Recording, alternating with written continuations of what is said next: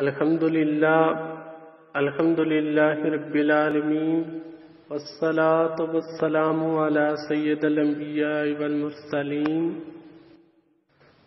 فرمان مصطفیٰ صلی اللہ تعالی علیہ وآلہ وسلم ہے، مجھ پر درود پاک پڑھا کرو، اللہ عز و جل تم پر رحمت بھیجے گا۔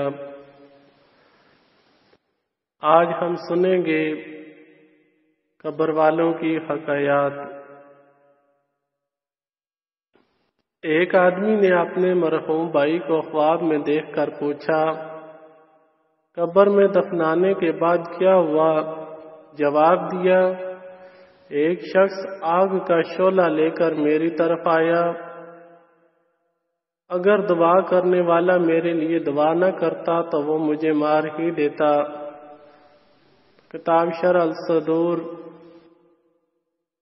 زندوں کی دعاؤں سے مردے بخشے جاتے ہیں۔ معلوم ہوا فوت شدہ مسلمانوں کو زندوں کی دعاؤں کا بے حد فائدہ پہنچتا ہے۔ فرمان مصطفیٰ صلی اللہ تعالی علیہ وآلہ وسلم ہے، میری امت گناہ سمیت قبر میں داخل ہوگی اور جب نکلے گی تو بے گناہ ہوگی، کیونکہ وہ مومنین کی دعاؤں سے بخش دی جاتی ہے۔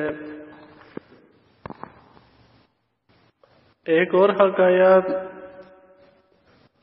مرحوم والد صاحب نے خواب میں آ کر کہا، حضرت سیدنا امام سفیان بن عینیہ رحمۃ اللہ تعالی علیہ کا بیان ہے،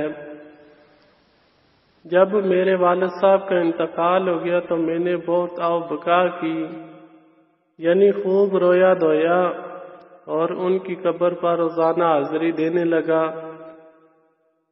پھر رفتہ رفتہ کچھ کمی آ گئی۔ ایک روز والد مرحوم نے خواب میں تشریف لا کر فرمایا، اے بیٹے تم نے کیوں تاخیر کی؟ میں نے پوچھا، کیا آپ کو میرے آنے کا علم ہو جاتا ہے؟ فرمایا، کیوں نہیں، مجھے تمہاری ہر حاضری کی خبر ہو جاتی تھی اور میں تمہیں دیکھ کر بہت خوش ہوتا تھا۔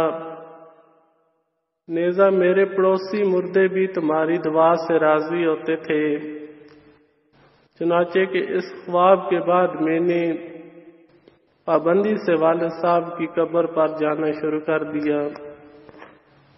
کتاب شرح الصدور۔ قبر میں مردہ ڈوبتوں کی طرح ہوتا ہے۔ معلوم ہوا کہ قبر والے آنے جانے والے رشتہ داروں اور دوستوں کی آمد اور ان کی دعا اور اصالہ ثواب پر خوش ہوتے ہیں، اور جو رشتہ دار نہیں جاتا اس کے منتظر رہتے ہیں۔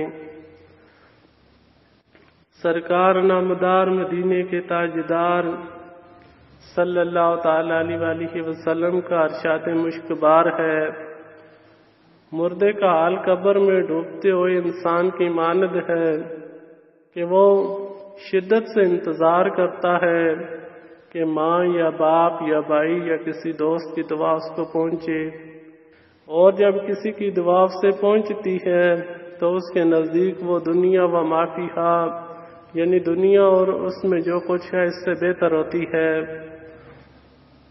اللہ عز و جل قبر والوں کو ان کے متعلقین کی طرف سے عطیہ کیا ہوا ثواب پہاڑوں کی مانند عطا فرماتا ہے۔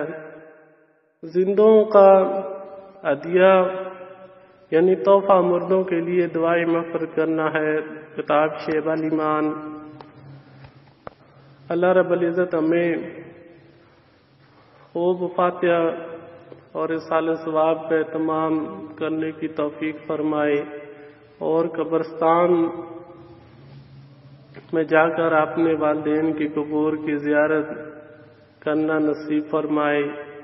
یقیناً یہ بڑی سعادت کی بات ہوتی ہے کہ جن کی اولاد بعد وفات بھی اپنے والدین کو نہیں بولتی، ان کے لیے دعائیں مغفرت کرتے رہتے ہیں۔ اللہ رب العزت تمام مسلمانوں کو ایسی نیک صالح اولاد عطا فرمائے، آمین بجائے النبی الامین صلی اللہ تعالی علیہ وآلہ وسلم۔